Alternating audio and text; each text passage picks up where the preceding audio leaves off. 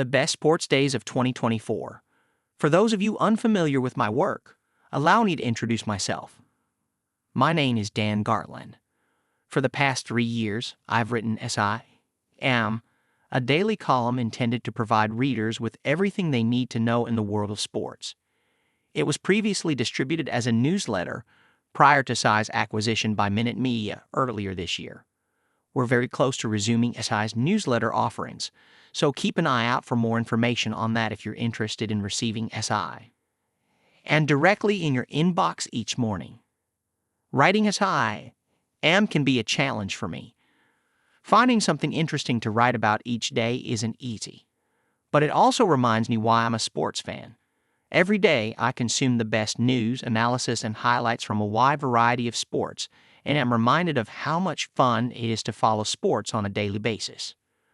But not all sports days are created equal.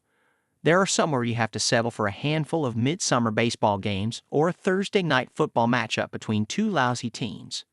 Of course, there are also days when you're treated to hours of wall-to-wall excitement. This post is about those days, the best sports days of 2024. New Year's Day is always one of the most entertaining sports days of the year, and the first day of 2024 did not disappoint. As always, it was ruled by college football, with 5 bowl games including the final 2 semifinals of the 14 college football playoff era. The LSU Tigers came from behind to beat the Wisconsin Badgers in the ReliaQuest Bowl in the first game of the day, and the Oregon Ducks stomped the Liberty Flames in the Fiesta Bowl. But if you're a real college football sicko, the non-playoff game that offered the most enjoyment was the Tennessee Volunteers' 35-0 win over the Iowa Hawkeyes in the Citrus Bowl. Why?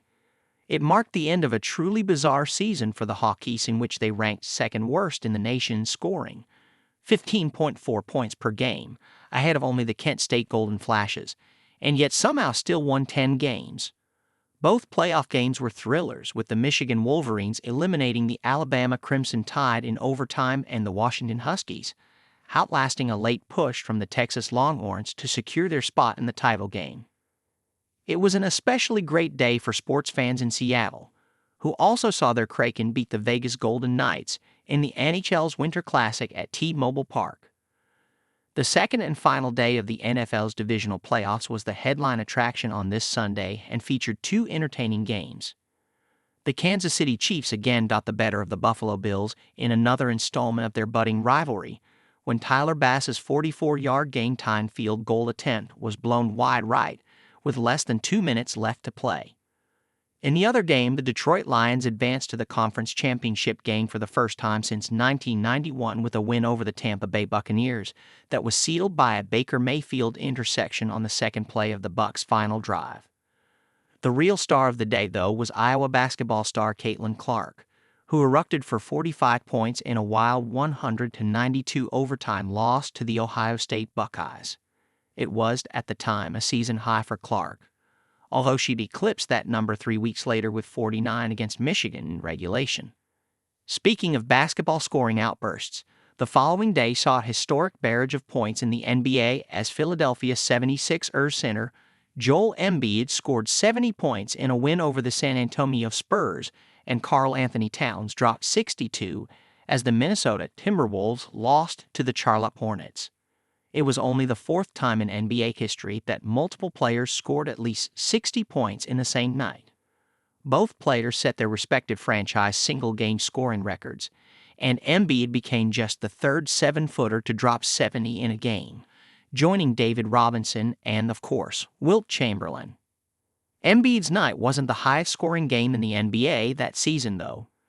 It wasn't even the highest-scoring game that week. 4 days later, Luka Doncic put up 73 on a bonkers 25 of 33 shooting. Anyone worried that women's college basketball would suffer after the departure of stars like Clark had their fears assuaged with the emergence of USC's Juju Watkins, who finished second in the nation in scoring behind only Clark as a freshman. Watkins routinely lit up the scoreboard, recording 14 30-point games. Her best was on February 2 in an upset win over for Stanford when she scored 51 points in a game that finished 67-58. She also had 11 rebounds, 2 assists, and 4 steals.